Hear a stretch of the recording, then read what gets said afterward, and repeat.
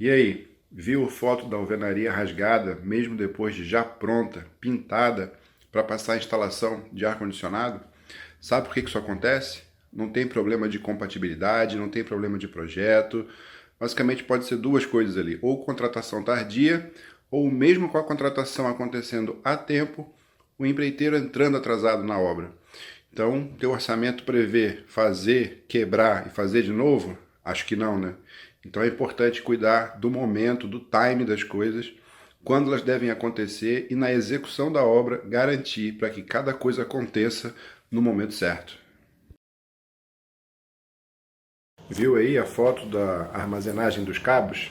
É importante na obra você ter um cuidado com o armazenamento dos materiais de uma maneira geral.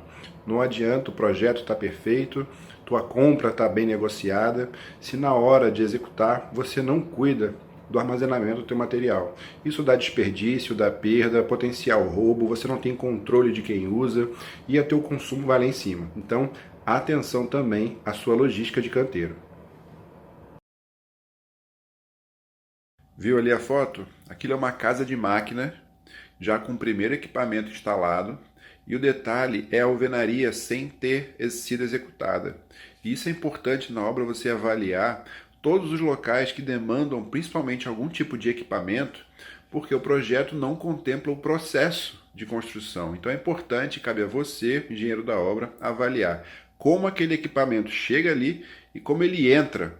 Muitas vezes você precisa fechar a rua, ver equipamento de guindaste, frete, linhas de transmissão que podem impactar. Então tem uma série de interferências que você precisa identificar. E uma delas é por onde o equipamento entra no cômodo.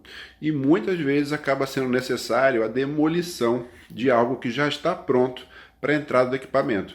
Ali, na foto, você vê que a parede ficou sem ser executada para a entrada dos equipamentos e a posterior construção.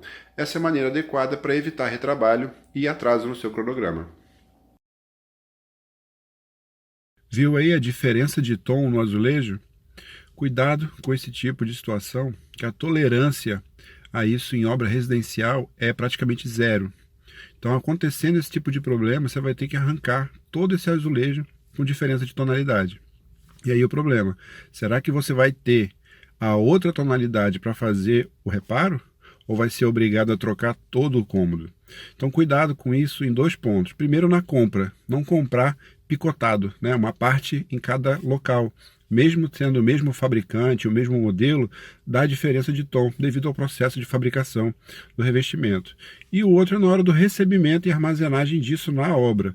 Identificar tonalidade, tamanho, separar a quantidade que seja capaz de fazer um pavimento ou um cômodo inteiro, para você não ter esse tipo de diferença no mesmo pano. E também lembrar de guardar um percentual de cada tipo para assistência técnica.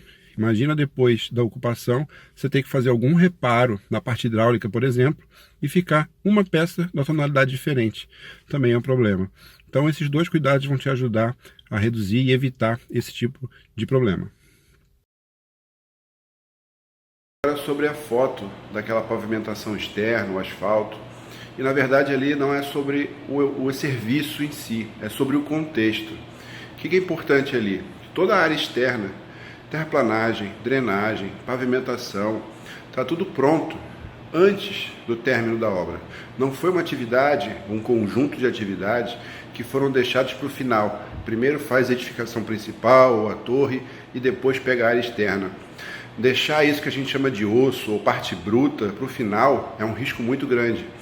Por causa de chuva, por causa de equipamentos pesados, por causa de levar sujeira e problema para dentro da obra.